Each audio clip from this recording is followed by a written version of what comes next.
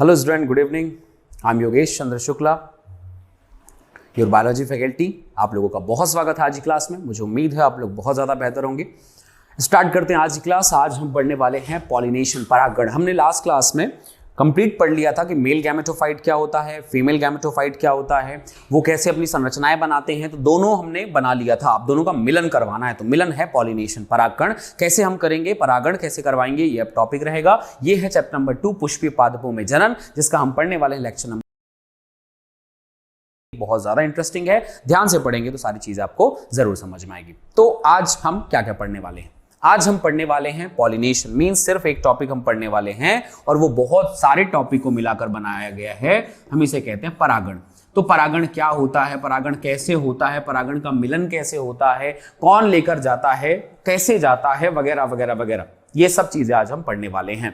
अगर एक simple way में पढ़ें तो परागकण का जो नर युग्मकोद्भिद है वो मादा युग्मकोद्भिद मतलब जायांग तक पहुंचता है। मैंने पहले बता दिया था, जायांग का सबसे ऊपरी भाग वर्तिकाग्र जो है वो परागकण को ग्रहण करता है, तो वो वहां तक पहुंचता है। तो वो कैसे पहुंचा, क्या क्या हुआ, वो सारी चीजों को जानने के लिए कैसे पहुंचा, हवा से गया, पानी से गया, कैसे गया, उसके पास तो हाथ पैर थे नहीं, तो वो प्रक्रिया, बस पहुंचने की प्रक्रिया जो है वो परागण कहलाती है। समझ में आ रही मेरी बात?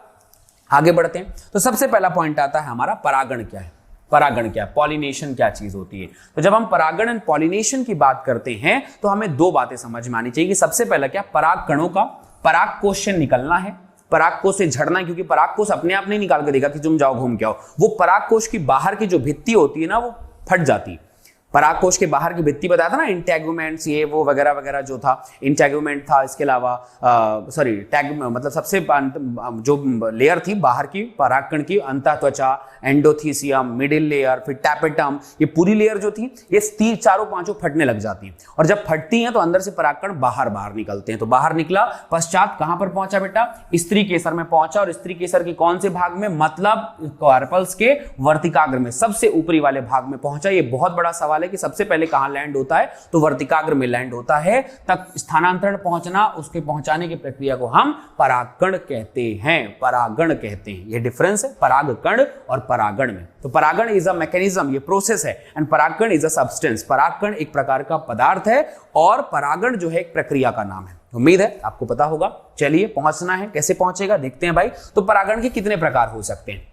तो परागण की रिश्तेदारी के हिसाब से हमें देखना है कि वो कितना क्लोज रिलेशन है। सीधी सी बात है, शादियां कैसे हो सकती हैं? एक हो गया इन सेम कास्ट में, फिर क्या हो गया इंटर कास्ट, फिर क्या हुआ दूसरा रिलीजन शादी कर लिए।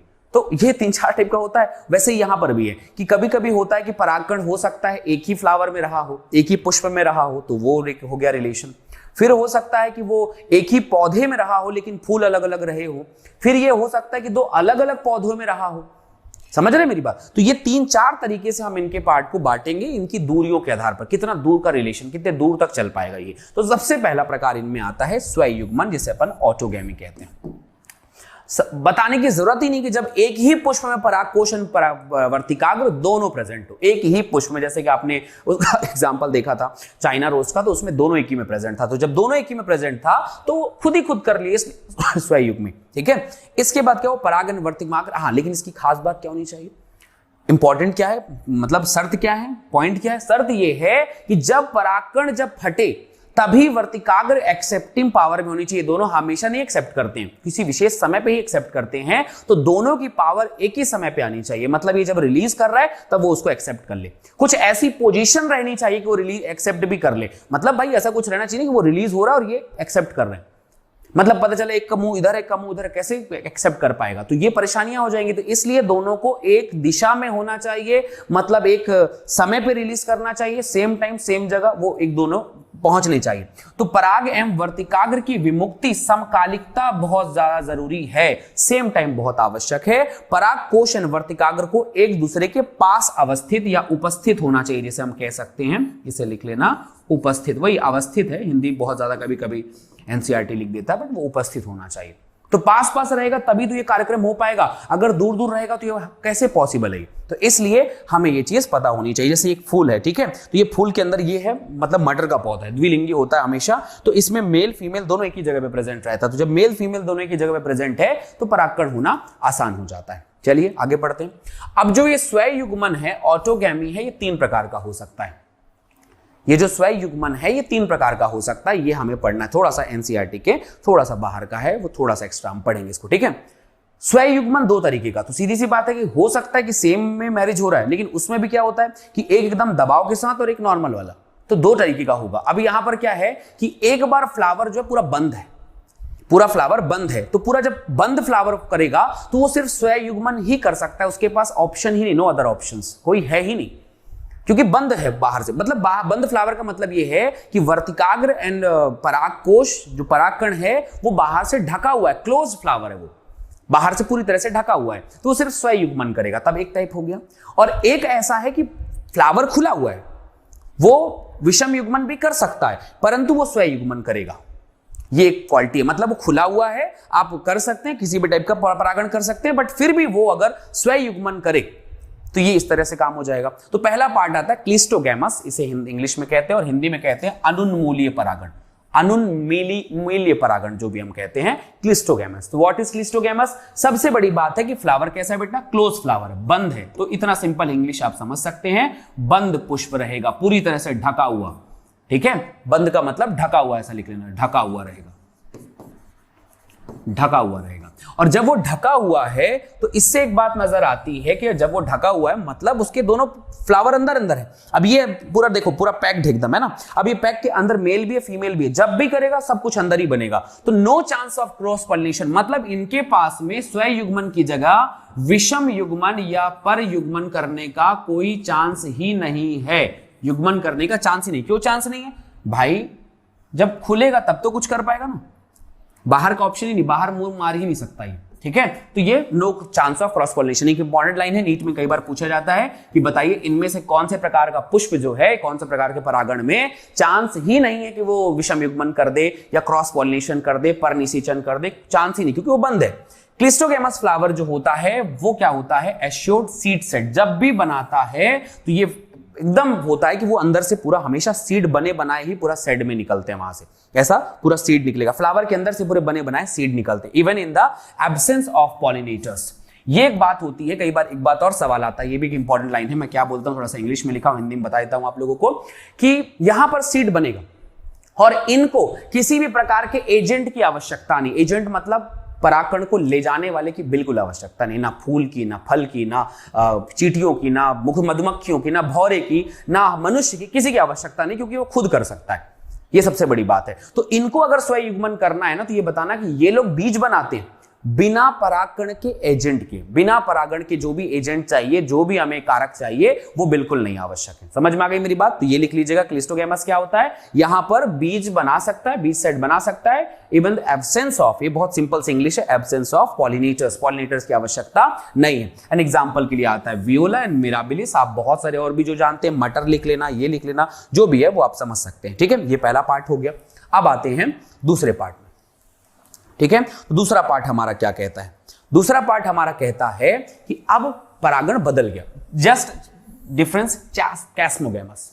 कैस्मोगैमस को हम कहते हैं उन्मूलीय परागण, उन्मील परागण, उन्मील और अनुमील। थोड़ा हिंदी मेरा परेशानी होता है, अनुमीली एंड उन्मीली, ठीक है। अनु इन उनी ऐसा अगर कुछ याद कर लेना, ठीक है।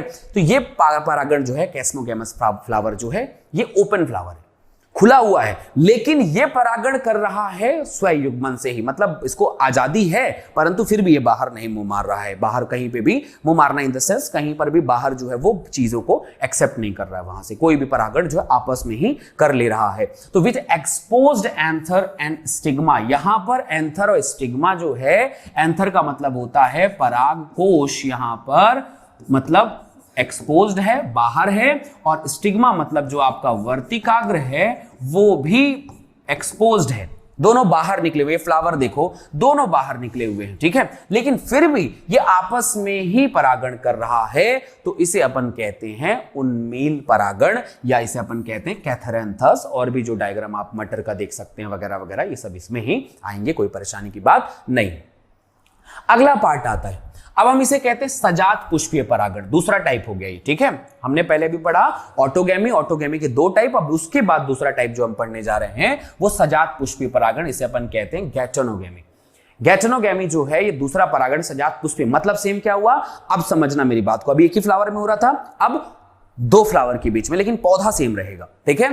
तो एक ही पादप का, पादप सेम है, एक पुष्प के परागण का दूसरे पुष्प के वर्तिकाग्र तक का स्थानांतरण कौन सा परागण कहलाएगा, गैचनोगैमी, ठीक है। सजात पुष्पीय परागण हम इसे कहते हैं। यद्यपि सजात पुष्पीय परागण जो है क्रियात्मक रूप से पर परागण है, समझना मेरी बात को, क्रियात्मक रूप से पर परागण है। चूंकि डीएनए सेम है, पौधा सेम तो डीएनए सेम, तो डीएनए सेम है इसलिए सजात पुष्प स्वपरागण है।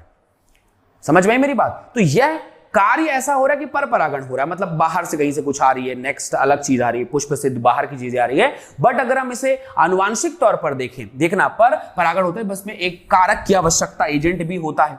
अब एक पौधे, एक मतलब आप देखो इस डायग्राम में कि अगर आपको इस फूल से इस फूल में जाना है तो हवा लगेगी, कुछ चींटियां लग सकती हैं, मधुमक्खी लग सकती, कुछ तो लगेगा, अपने आप तो जाएगा नहीं, है ना। तो अपने आप उसको थोड़ी मालूम है मेरे को यहाँ फ्लावर में जाना है, तो मुझे कुछ ना कुछ तो जरूर चीजें लगेंगी। तो इसलिए इनको एक कारक की आवश्यकता पड़ती है, और जब कारक करता है तो एक विशेष प्रकार का ये परपरागण हो गया, एक विशेष प्रकार का ये परपरागण हो गया, ये बात ध्यान रखना। लेकिन सजात पुष्पीय परागण लगभग स्वयुग्मन जैसा ही है, क्योंकि इसमें परागण उसी पादप से आते हैं, सेम पादप है, तो आनुवांशिक रूप से डीएनए सेम है, इसलिए स्वपरागण, परंतु प्रक्रिया ऐसा हो रहा है कि वो परपरागण के जैसा दिखेगा। एग्जाम्पल देख लेना, कुकुरबिटा मतलब खीरा, कुकुरबिटा मतलब खीरा। और भी जो पादप आप जानते हैं अपने हिसाब से लिख लीजिएगा, एनसीईआरटी की लाइनें हैं तो इसलिए मैंने ये सब लिख दिया है, ठीक है। अब तीसरा पॉइंट आता है, तीसरा पॉइंट आया परनिषेचन, जिसे अपन कहते हैं ज़ेनोगैमी, ठीक है। अब इसे हम क्या कहते हैं, ज़ेनोगैमी। अब ज़ेनोगैमी का मतलब क्या है भाई, ज़ेनोगैमी का मतलब ये होगा कि इसमें भिन्न भिन्न पादप के परागकोश, एक पादप अब पादप से और दूर चला गया, ठीक है। तो भिन्न भिन्न पादप के परागकोश जो है भिन्न पादप के वर्तिकाग्र तक परागकणों का स्थानांतरण होगा। तो फ्लावर अलग है, ये अलग है, दो फ्लावर रहेंगे। अब यहां पर एक पौधा, इसका फ्लावर, यहां पे एक पौधा, इसका फ्लावर, इन दोनों के बीच में रिलेशन चल रहा है, इन दोनों के बीच में परागकण होगा, तब हम इसे कहेंगे परनिषेचन, ज़ेनोगैमी। इस प्रकार का परागण परागकण के समय आनुवांशिक भिन्नता के कारण, एक पादप का अलग डीएनए रहेगा, दूसरे पादप का अलग डीएनए रहेगा, आनुवांशिक भिन्नता के कारण परागकणों का आगमन होता है। एग्जाम्पल है पपाया, मेज, डेट पाम वगैरह, जो भी आप जानते हैं। पपाया मतलब पपीता, मेज मतलब मक्का, date palm is a date palm, ठीक है। तो कुछ इस तरह से हमें ज़ेनोगैमी के बारे में पता होना चाहिए कि ज़ेनोगैमी क्या चीज होती है। तो मैंने पहले ही बता दिया था कि डिफरेंस बस इतना है कि लेकर जाना है, ठीक है। इसी को परनिषेचन को ही एक प्रकार का हम क्रॉस पॉलिनेशन कहते हैं। क्या कहते हैं बेटा, इसे क्रॉस पॉलिनेशन कहते हैं, ये पॉइंट ध्यान पे रखना, ठीक है। पॉलिनेशन, तो ये हो गया क्रॉस पॉलिनेशन, वो हो गया सेल्फ पॉलिनेशन, ठीक है। इन सबको हम लोग नॉर्मल अगर तीनों को एक साथ पढ़ने की कोशिश करें तो ऑटोगैमी, और इसे हम कहते हैं बेटा एक प्रकार का सेल्फ पॉलिनेशन, ठीक बात है। ये पॉइंट आप लोग याद रखिएगा। तो ये सेल्फ है, खुद से कर रहे हैं, ये दोनों, ये दो, ये तीनों, ये जो है क्रॉस पॉलिनेशन हो गया। चलिए अब बड़ी बात ये है कि मान लो पुष्प दूर दूर है, तब क्या करें, दूर दूर पुष्प है तो एजेंट की आवश्यकता होगी, और जब एजेंट की आवश्यकता होगी तो आप देखते हैं भाई कौन सा एजेंट क्या काम करता है। तो ये एजेंट कुछ भी हो सकता है, जीवित इंसान हो सकता है, हवा हो सकती है, पानी हो सकता है, किसी भी तरीके से जा सकता है। तो परागकण के दो कारक हो सकते हैं, जो अजीवित जैसे वायु, और मुख्य रूप से जल, जलीय पौधे जो है जल में ट्रांसफर कर देते हैं, वो बहता बहता वहां तक चले जाता है, परागण हो गया। वैसे ही हवा के द्वारा भी होता है, हवा आई, हवा उड़ा दी, बहुत सारे लोगों को एक आध दो जाके तो मिल ही जाएगा, ये वायु से हो गया। इसके अलावा जीवित कारक प्राणी, जिसे अपन कहते हैं कि ये जीवित एजेंट है, कारक का रूप में काम करेंगे।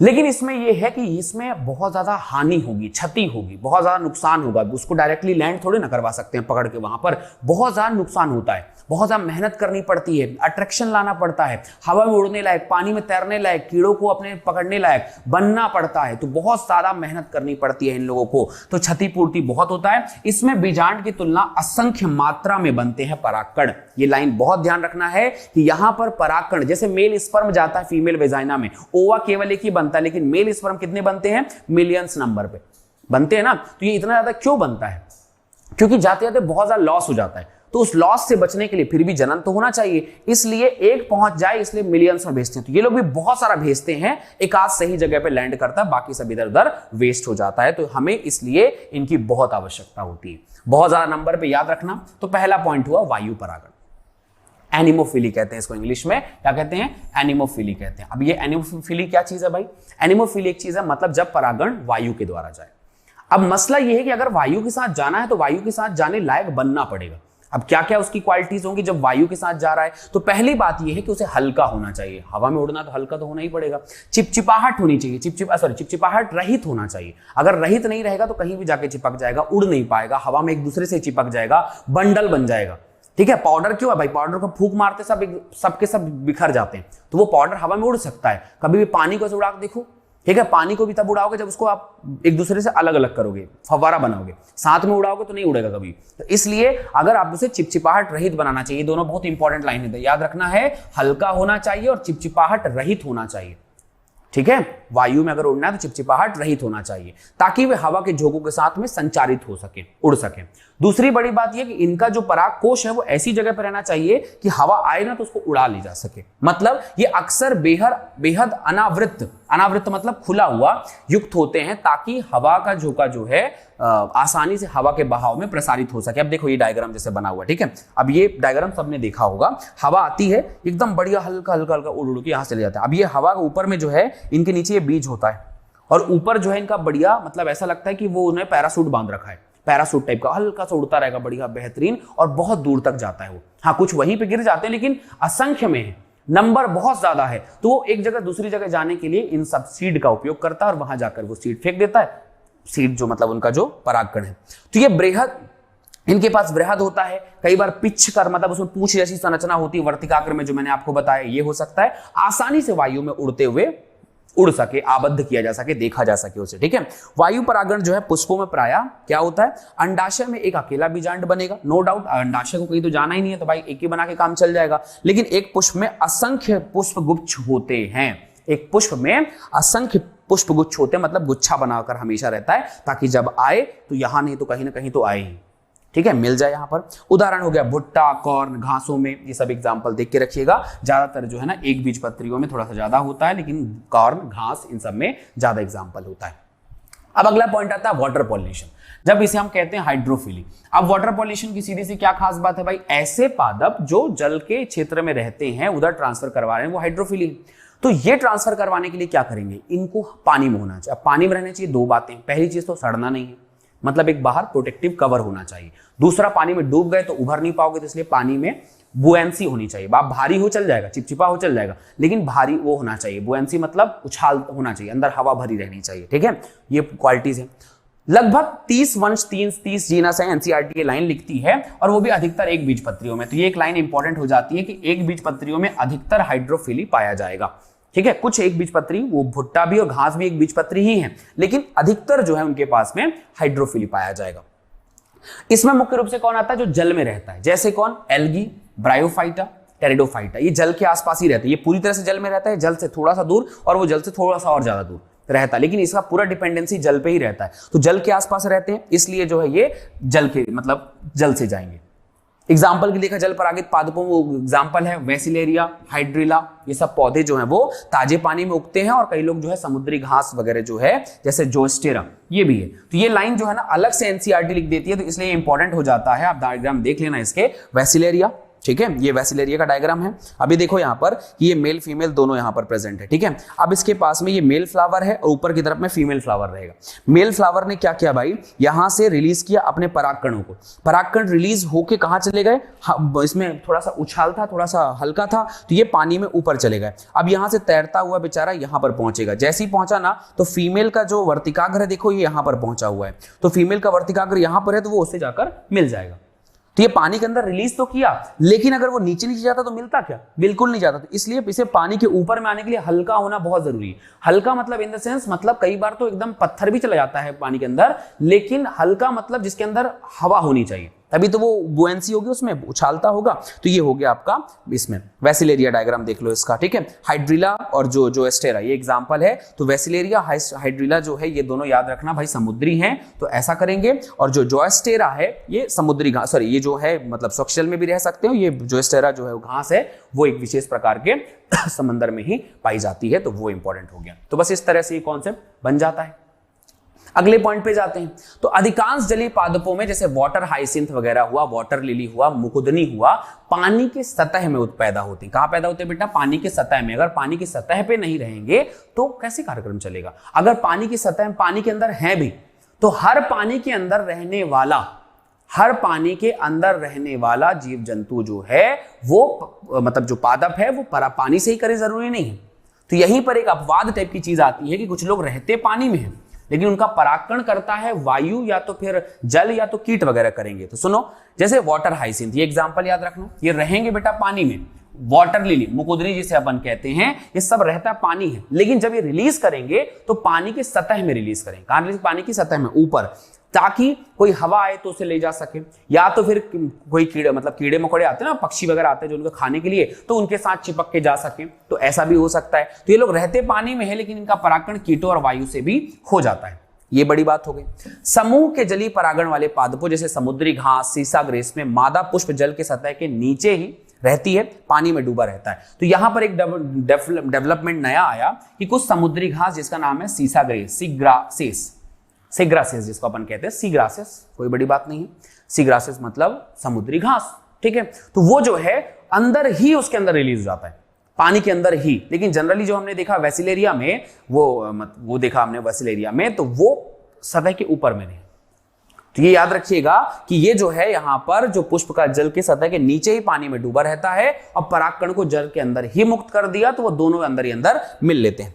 परागकणों के पानी भीतर होने के लिए, बचने के लिए सबसे पहला गीला श्लेष्म आवरण होना चाहिए। श्लेष्म का मतलब होता है म्यूकस, और म्यूकस इन्हें सड़ने से बचाएगा, रखा जाता है, ये सड़ने से बचाना है। दूसरी बात, एक बहुत इंपॉर्टेंट लाइन बता रहा हूं, कई बार नीट में एक सवाल पूछा गया, याद रखना, ये याद रखना यहां पर ना कि इसमें पानी में तैरने वाला होना चाहिए, पानी में तैरने वाला होना चाहिए, तभी जाके कार्यक्रम होना चाहिए, होगा, ये मानता है, तैरना होना चाहिए। अब इसके बाद क्या पॉइंट है भाई, वायु तथा जल में परागकण के लिए उनको आकर्षण की कोई आवश्यकता नहीं है, उन्हें कीट मकोड़ों को आकर्षित बिल्कुल नहीं करना है। ये सब तो आकर्षण के लिए होता है, उनका सुगंध, उनका स्मेल, उनका सुंदर दिखना वगैरह वगैरह। जो पानी में डूबा हुआ है, वायु से जा रहा है, तो वायु को अट्रैक्ट नहीं किया जा सकता, जल को अट्रैक्ट नहीं किया जा सकता, इसलिए वहां पर ना तो मकरंद रहेगा और ना तो सुगंध रहेगी, ना तो उसका कलर रहेगा। तो पुष्प ना बहुत रंग युक्त होते हैं, ना ही मकरंद पैदा करते हैं, और ना तो उनके पास में कुछ रहता। तो इनको कोई भी आवश्यकता नहीं है इसकी उसकी वगैरह वगैरह, कुछ चीज इनके पास में आवश्यक नहीं है। इसके अलावा कुछ और पॉइंट है जो कभी कभी पूछ दिए जाते हैं, उसको बस मैं लिख देता हूं। कभी कभी जो है इंसेक्ट मतलब कीड़े मकोड़े भी परागकण करते हैं, उसे अपन कहते हैं एंटमोफिली। अब उसमें सबसे फेमस आप लोगों ने सुना है, भौरे ने खिलाया फूल, गाना सुना आपने? तो भैरव ने खिलाया। तो जब भौरों खिला रहे हैं फूल, तो कैसे खिला रहे हैं? तो वही परागकण को लेकर जा रहे हैं, और दूसरे भौरा जब फूल में जाता है, बदनाम करके रखा है, ठीक है। लोगों ने भौरों को बदनाम करके रहा है कि तुम भौरे के जैसे हो, कभी इस फूल पे कभी उस फूल पे रहते हो, ऐसा होता ना। बट वो बेचारा परागकण कर रहा होता है, ठीक है, तो वो समाज सेवा कर रहा है, वो नहीं रहेगा तो आपको शहद नहीं मिलेगा। तो समाज सेवा करना बहुत जरूरी है, बहुत ज्यादा। तो भौरा बेचारा बहुत अच्छा है, उसको गानों ने बदनाम कर दिया। लेकिन आपको पता होना चाहिए कि भौरे ने खिलाया फूल, और भौरा नहीं होगा तो फूल नहीं खिलेगा, पॉलिनेशंस नहीं होगा, बीज नहीं बनेंगे, सीड नहीं बनेंगे, क्या खाओगे आप लोग, ठीक है। तो भौरा होना अच्छी बात है, समझ रहे हो, इंसानों का, लेकिन भौरा होना गलत बात है। तो इंसेक्ट जो है एंटमोफिली है। एंटमोफिली का मतलब यहां से वो आता है क्या लेने के लिए? शहद लेने के लिए, वो शहद बनाने के लिए, रस लेने के लिए, वो उसके रस को लेने के लिए आता है। लेकिन साथ में ये जो होते हैं ना, वो चिपक जाते हैं, चिपकने के बाद वो वहां तक पहुंच गए। तो जितने भी जीवित परागण हैं, याद रखना, ये बायोटिक है, ये जितने भी बायोटिक हैं, इनमें सबसे खास बात ये होनी चाहिए कि चिपचिपा होना चाहिए। अगर चिपचिपा नहीं रहेगा तो भाई वो चिपकेगा, उनके साथ जाएगा कैसे? वो भौरे को थोड़ी मालूम है कि मेरे साथ में परागण कराने, वो हमारे लिए सोचने थोड़ी ना आया कि तुम फूल खिलाऊंगा, वो सिर्फ अपना रस लेने आया है। लेकिन जब वो रस लेके जाते रहता है, तब उसी समय कुछ परागण चिपक के चले जाते हैं, और जब वो दूसरे फूल में जाता है रस लेने के लिए, तो उसके साथ वो वहां पर लैंड कर जाते हैं। ये कॉन्सेप्ट है उसका। कुछ बर्ड्स भी ऐसी होती हैं जो रस खाती हैं पौधों का, ठीक है, फूलों का, उसे अपन कहते हैं ऑर्निथोफिली। कुछ बैट मतलब चमगादड़ भी फूलों को खाना पसंद करते हैं, उसे अपन कहते हैं टेरोफिली, ठीक है, काइरेप्टेरोफिली भी कह सकते हैं उसको। ये पॉइंट आ गया, तो इन्हें सबको ध्यान पे रखिएगा। अब आता है जीवी परागण कर्मठ, वही जो मैं अभी आपको बताया। इसमें क्या क्या हो सकता है भाई? इसमें भौरे, मधुमक्खियां, भौरे, तितलियां, बर्र मतलब थोड़ा सा वो जो बड़ी वाली मतलब मधुमक्खियां होती, चींटियां, सलब मतलब पतंगा, कीट, पक्षी, शकखोरा एक विशेष प्रकार का पक्षी है शकखोरा, वो उनको खाता है। गुंजन पक्षी हवा में बहुत ज्यादा उड़ता है और वो गुंजन पक्षी भी नाम है उसका। चमगादड़, ये सारे जो हैं वो परागण करते हैं। तो इसमें से 3-4 नाम तो बिल्कुल याद रखिएगा, गुंजन पक्षी भूल जाओ तो भूल भी जाओ। वानरगण के प्राणी भी जो होते हैं, जैसे वृक्ष, जो लेम्यूर वृक्षवासी जो रहते हैं, शाखा में रहते हैं, शाखा को खाने वाले। और सरीसृप वर्ग में कुछ गीगा छिपकली वगैरह आती है, गिजार्ड जिसे अपन कहते हैं, उपवन छिपकली, ये सब छिपकलियां जो होती हैं बेटा वहां पर, ये सब परागण करने में मदद करती हैं। नाम बस सुन लेना एक बार, कोई बहुत बड़ी चीज है नहीं, इंपॉर्टेंट है लेकिन इंपॉर्टेंट उतना ही है जितना आपको करना है। कोई बहुत बड़ी चीज ऐसा लेंथी पॉइंट तो है ही नहीं, सिंपल है, सिंपल तरीके से आप इसे कर सकते हैं। आगे बढ़ते हैं। अब जो परागण है तो इसके एक फायदा भी है, तो आप इसे कह सकते हैं इंपॉर्टेंस ऑफ पॉलिनेशन। आप इसे कह सकते हैं इंपॉर्टेंस ऑफ पॉलिनेशन की पॉलिनेशन का क्या क्या फायदा है भाई। पॉलिनेशन के बहुत अच्छे फायदे हैं, इससे क्या होता है कुछ अच्छे गुण भी, जैसे एक एमोर्फिलस, कुछ स्पेशल बात बता देता हूं मैं जो स्पेशल है। ये एमोर्फिलस, इसका फूल देखो बेटा 6 फुट का होता है। कितने फुट का? 6 फुट का। तो एमोर्फिलस का फूल जो है वो 6 फुट का है। तो ये क्या करता है, प्राणी जो पक्षी आते हैं इसके पास में, वो उसके अंदर अंडा दे देते हैं, ठीक है, और ये इसका उसके चक्कर में ये पॉलिनेशन करवा लेता है। तो अंडे देने आते हैं इसके पास में और इसका परागकण लेकर चले जाते हैं। तो कुछ इस तरह से पॉलिनेशन हो जाता है। तो याद रखना, एमोर्फिलस जो है प्राणियों में अंडे देने के लिए स्थान प्रदान कर दिया, ये बात हो गई। एक और पादप है युक्का। युक्का क्या करता है, इसमें क्या होता है, सलब कीट जो पतंगे होते हैं ना, वो पतंगे, देखो जो पतंगे दिख रहे हैं आप लोगों को यहाँ पर, ठीक है, ये जो छोटे छोटे पतंगे दिख रहे हैं, इनको बीच सह संबंध रहता है, ये दोनों आपस में सह संबंध रहता है। युक्का उसको क्या कर दे दिया, युक्का जो है उसको बढ़िया न्यूट्रिशन दे देता है, ठीक है। और सलब जो होता है, सलब मतलब युक्का को परागण कर दिया और ये उसको न्यूट्रिशन दे दिया, अंडे के रहने के लिए स्थान दे दिया। तो ये दोनों एक दूसरे के, इसको ये इसने पोषण दिया कि तू खाते रह बेटा अच्छे से, ठीक है, स्थान दे दिया, चल तू अंडे लगा दे यहां पर और मेरे के लिए क्या कर, मेरा परागण बस करवा देना। तो ये हो गया युक्का का और सलब का रिलेशन, और आपका जो एमोर्फिलस है और पक्षियों के बीच का रिलेशन, ये बहुत जरूरी है, ध्यान से पढ़ेंगे तो समझ में आ जाएगा। अब आएगा एडेप्टेशन।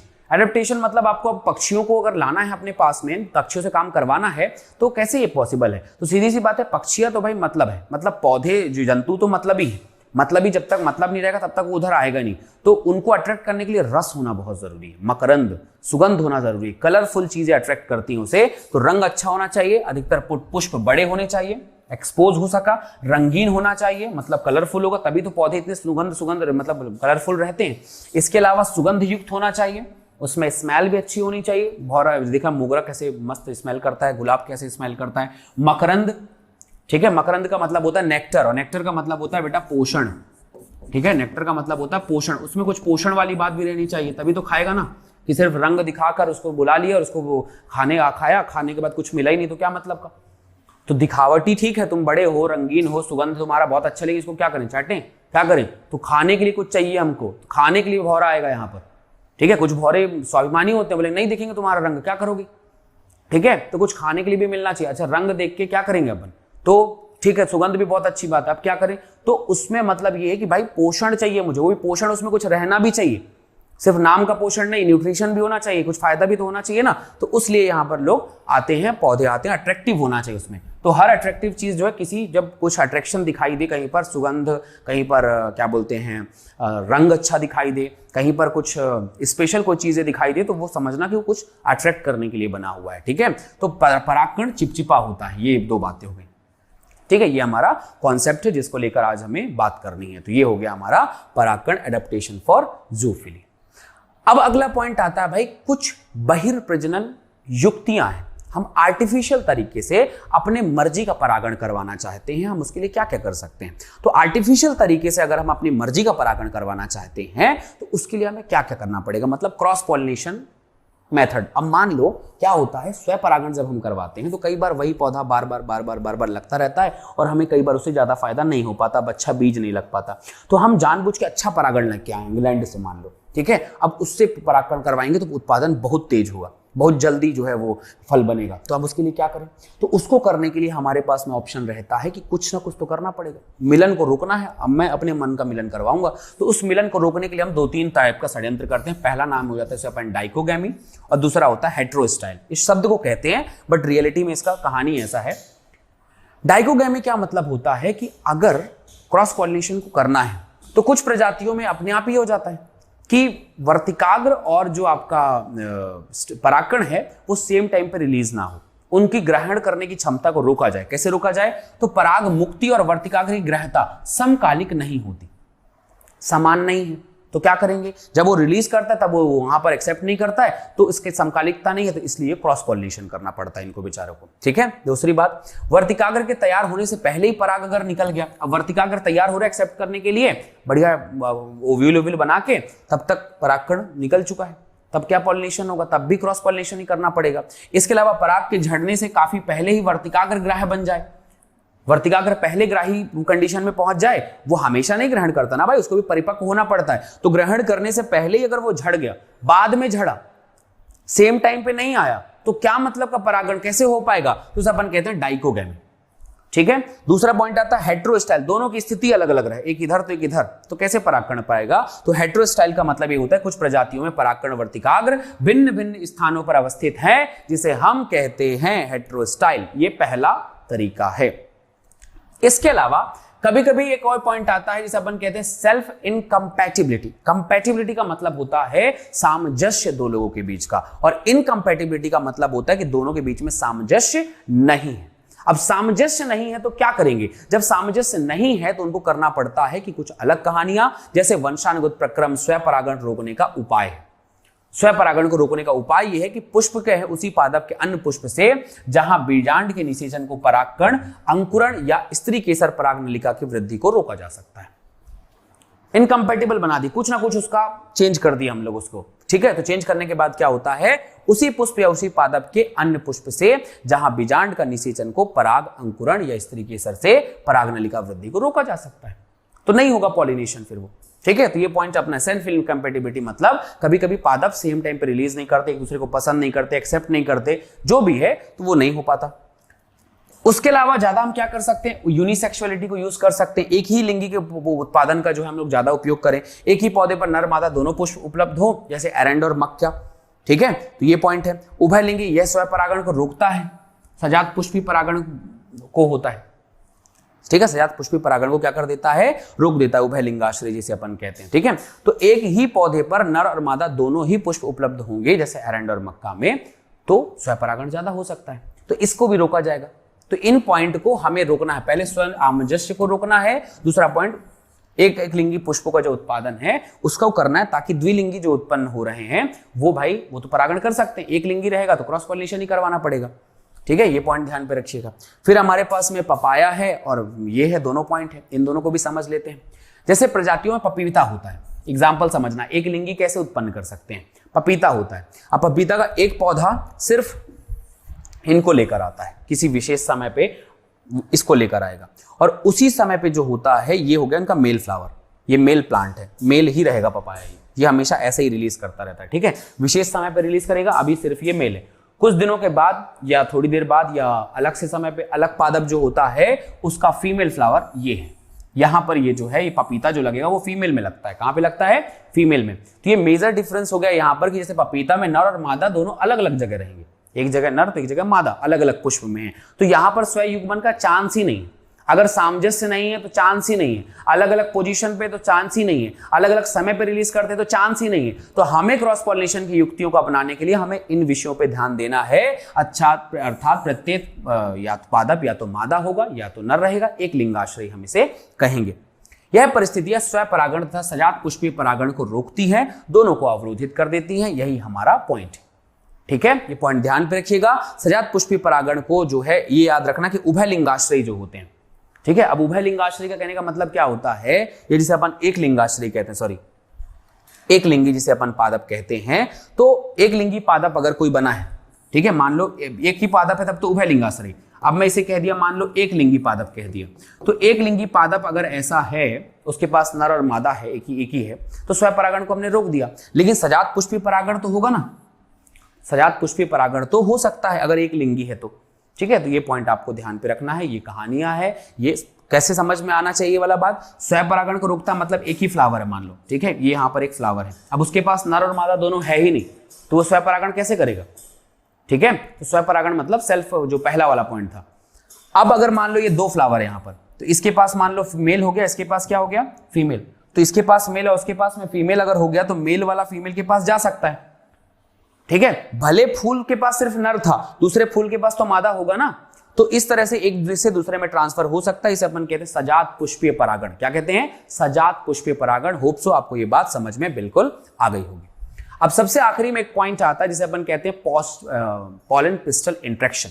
ठीक है, चलो दोनों आगे मिलेंगे। अब पहुंच गया वहां पर, बहुत बढ़िया, जायांग में पहुंच गया। अब जायांग में पहुंचने के बाद क्या करेगा, तो अगला पॉइंट आता है जिसे अपन कहते हैं पॉलन पिस्टल इंटरेक्शन, परागकण स्त्रीकेसर संकर्षण। सबसे पहला पहुंचते ही जब पहुंचा वहां पर तो पहला पॉइंट होगा रिकॉग्निशन, सुयोग परागण के अनुपालन, मतलब रिकॉग्निशन ऑफ कंपैटिबल पॉलन। मेरी ही प्रजाति का आया है कि नहीं आया है, दूसरी प्रजाति तो नहीं है, अच्छा है कि नहीं है, करवा पाएगा मतलब निषेचन के नहीं करवा पाएगा, इसको पहले पहचानना है। एक को पहचान लिए, दूसरे पॉइंट में पहचानने के बाद जैसे ही वो पहुंचेगा वहां परागकण फूलने लग जाता है। पानी लेगा, वहां से पानी वगैरह लेगा, बढ़िया परागकण न्यूट्रिशन वगैरह तो रहता ही है जायांग में। ठीक है, स्त्री केसर के वर्तिकाग्र वाले भाग में वो फूलना शुरू कर देगा। तो जैसे ही वो स्वेल होना शुरू करेगा वर्तिकाग्र पर जर्मिनेट होते हैं, ताकि एक जनन छिद्र है। सभी लोग जानते हैं भाई, यहां पर ऐसा याद रखना कि इनके पास में ऐसा 2 लेयर रहती है और ये 2 लेयर के बाद ये है एक्साइन और अंदर रहता है इंटाइन। तो अब अंदर का पार्ट फूलने लग जाएगा। जब फूलने लग जाएगा तो ये जो जनन छिद्र है ना, यहीं से फिर एक नई नलिका निकलती है। ये पॉइंट ध्यान पे रखिएगा। ये एक्साइन मजबूत होता है, स्पोरोपोलिन होता है, खराब तो होता नहीं। तो जो जहां से छिद्र है उसी को जनन छिद्र कहते हैं, जर्मपोर कहते हैं। वहीं से पराग नलिका निकलेगी। तो जब जर्मिनेट होते हैं ताकि एक जनन छिद्र के माध्यम से एक पराग नलिका निकले, तो सबसे पहले क्या हुआ, लैंड हुए, पहचाना, खोज खबर हुई, उसके बाद जर्मिनेट होना शुरू हो गया और पराग नलिका निकली कहां से, जर्मपोर से निकल गई। ये पराग नलिका जो है, जैसे मान लो इधर पे पहुंची है, ये पूरा भाग है और ये अंडाशय है, तो ये यहां पर अगर पहुंची है तो पहले यहां से पहुंचने के बाद तुरंत यहां से एक पराग नलिका का निर्माण होगा। ये वर्तिका होते होते कहां तक पहुंचेगी बेटा, अंडाशय तक। मैं अभी डायग्राम दिखाऊंगा, मिल जाएगा आप लोगों को। तो ये जो है अंडाशय तक पहुंचती है, जो मैंने आपको समझाया। अब क्या हुआ, कभी कभी स्थिति में क्या होता है, मैंने उसी दिन बताया था जब आपको 2 सेल स्टेज और 4 सेल स्टेज, 3 सेल स्टेज बताया था, तो कभी कभी 2 कोश की अवस्थाओं में ही आ जाता है। मतलब एक वेजिटेटिव सेल और एक काइक सेल, याद होगा होप सो आप लोगों को, नहीं तो मेरी फर्स्ट क्लास की जो वीडियो है उसको देखना। 2 कोश की स्थिति हो सकती है और कभी कभी हो सकता है 3 कोश की स्थिति, मतलब जो है वो आपका वेजिटेटिव काइक सेल तो रहेगा ही, वेजिटेटिव सेल 3 पार्ट में डिवाइड हो गया। और कभी कभी एक काइक कोशिका और दूसरी जनन कोशिका झड़ती एक साथ आ गया, और कभी कभी इससे ज्यादा भी हो सकता है, 3 कोश की अवस्था भी हो सकती है।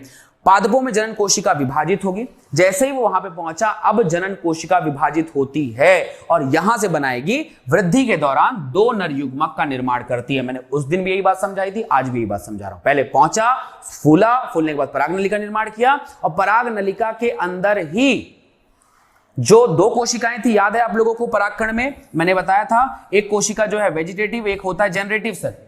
ये जो जनरेटिव सेल है कभी कभी जो है, कभी कभी क्या पहले से ही विभाजित रहता है और मोस्ट ऑफ द केसेस में बाद में विभाजित होगा। इसका नाम हो गया मेल गैमेट 1 और ये हो गया मेल गैमेट 2। समझ रहे हैं, ये पहला और वो हो गया दूसरा। तो पहला और दूसरा 2 भी डिवाइड हो गया, तो कभी कभी इसे हम कहेंगे 2 कोश की अवस्था और इसे अपन कहेंगे 3 कोश की अवस्था। अच्छा, 3 कोश की अवस्था कभी कभी आती है, तो ये आती है पराग नलिका के अंदर, और पराग नलिका के अंदर आएगा तो इस तरह से वो वहां पर वृद्धि के दौरान निकल बन जाएगा। ये देखो डायग्राम है, ये वर्तिकाग्र वाला भाग है, यहां से ये फूलता हुआ देख रहे हैं, कुछ कुछ फूला, 4-5 आए थे लेकिन 100 ज्यादा फूलेगा। वो फूलते हुए यहां तक पहुंच गया, बढ़िया। अब ये वर्तिकाग्र से अंडाशय तक आते हुए अंडाशय तक पहुंचा है, ये पहुंच गया वहां पर। अब 2 चीजें हैं। अब अंदर का डायग्राम आप लोगों को याद होगा कि एक तो मैंने बताया था भाई कि नीचे की तरफ में मान लो माइक्रोपाइल है और ऊपर की तरफ में मान लो चलाजा है, ठीक है, और ये बीच वाला भाग तो पूरा इंटेगुमेंट है। लोगों को पता होना चाहिए भाई, उम्मीद है, नहीं है तो आप मेरा सेकंड वीडियो जरूर देखें, पता चल जाएगा।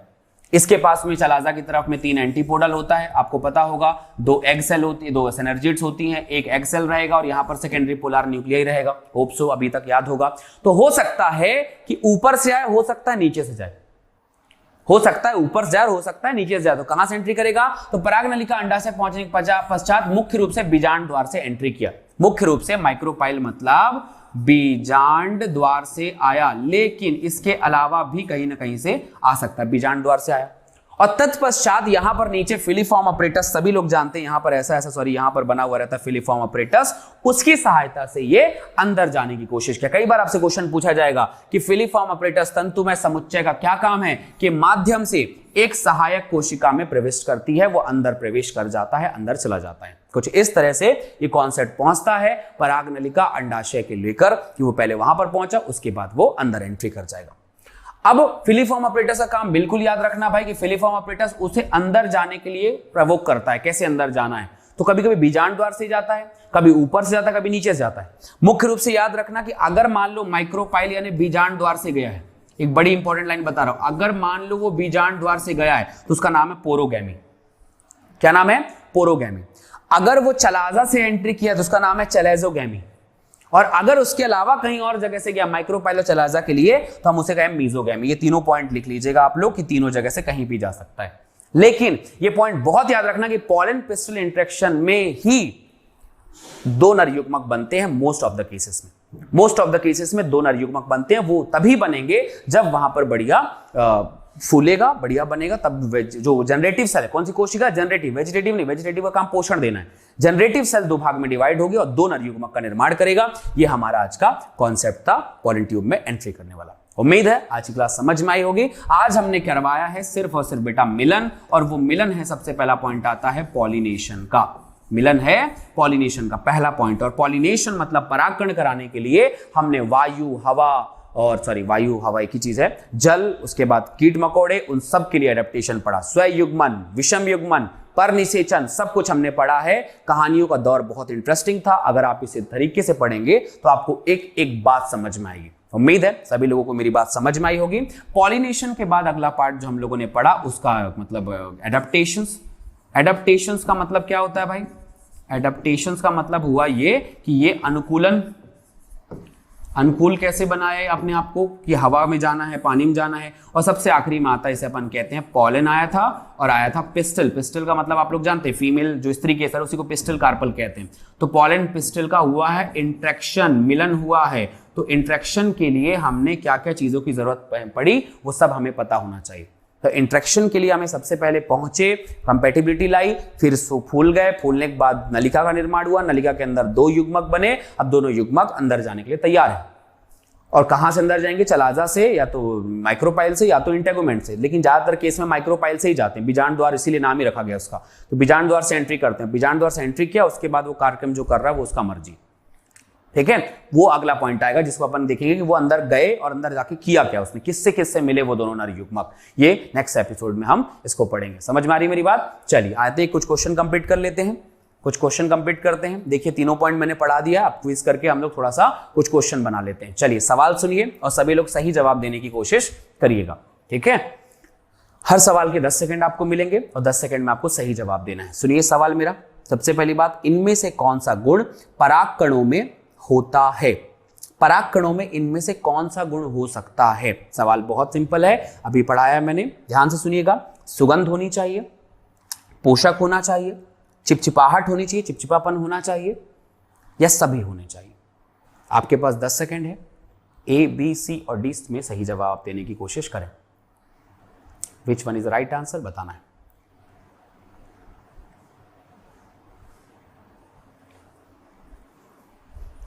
क्या सही जवाब होगा बताना है।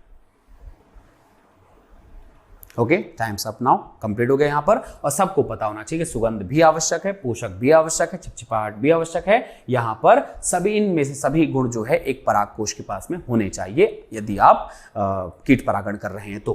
अगला पॉइंट है, वायु परागण करने के लिए परागकण में क्या विशेषता होनी चाहिए? आज हमने परागण पढ़ा, तो आप बताइए अगर किसी को वायु परागण करना है तो उसके पास में सबसे बड़ी क्वालिटी क्या होनी चाहिए? सुगंध, पोषक, कम भार, ये सभी गुण होने चाहिए। बताएं फटाफट, आपके पास 10 सेकंड है, फिर सही जवाब आप दे सकते हैं।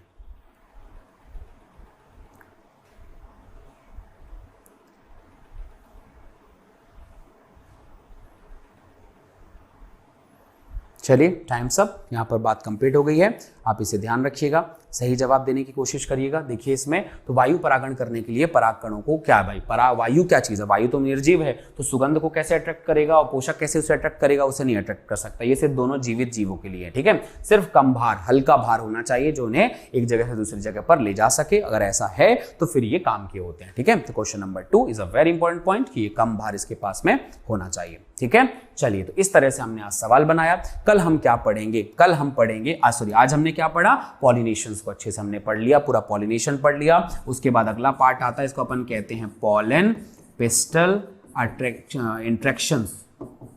इंट्रैक्शंस हमने इसको पढ़ लिया कि उनके बीच का मिलन कैसे हुआ। कल हम क्या पढ़ेंगे, नेक्स्ट क्लास में हम लोग पढ़ेंगे आर्टिफिशियल हाइब्रिडाइजेशन, आधुनिक तरीके से हम उसको कैसे मिलवाएंगे। उसके बाद डबल फर्टिलाइजेशन, दोनों का मिलन होके फिर हुआ क्या, और ये होगा चैप्टर नंबर 2 पुष्पी पादपों के जनन में, हम उसे रिसेंटली पढ़ेंगे। थैंक यू सो मच, अपना बहुत ध्यान रखिएगा। और मेरी वीडियोस अगर समझ नहीं आए तो दोबारा फिर देखिए, एकदम 110% सारी बातें एनसीईआरटी के एग्जाम्पल के सहित हर एक चीज आपको समझाने की कोशिश की है। एकदम टॉप मारेंगे आप इस साल अगर अच्छे से आप पढ़ेंगे तो, ठीक है। थैंक यू सो मच, मिलते हैं नेक्स्ट क्लास में, बाय बाय।